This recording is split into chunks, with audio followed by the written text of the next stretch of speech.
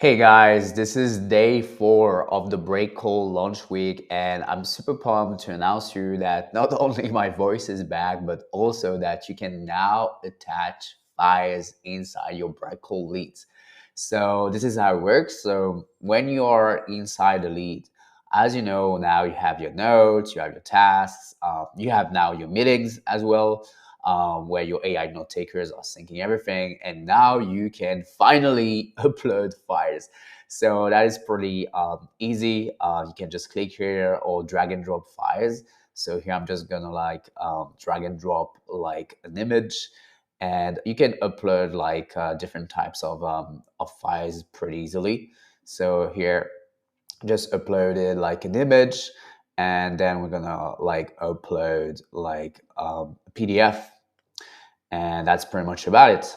This is how it works. You can easily like put multiple types of view on this, and yeah, with a simple double click you are able to preview the file, so whether it's a PDF or like an image.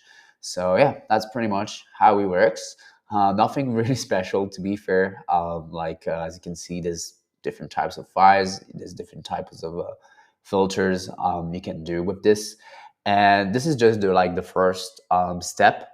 So what I mean by this is that obviously we know using breakcold that you have like tons of LinkedIn conversations, email conversations, and so from there you are probably getting like files, exchange with your leads that you are sending or that you are receiving. And so the next step will be to attach files automatically to your leads without you to having to upload any files. So if you receive an email with an attachment from your lead, automatically like the PDF will be attached to the lead. So that's the goal, but this is the first version. So I hope you guys liked it, and see you tomorrow for the last day of the breakcold launch week with like a big feature. Cheers, bye.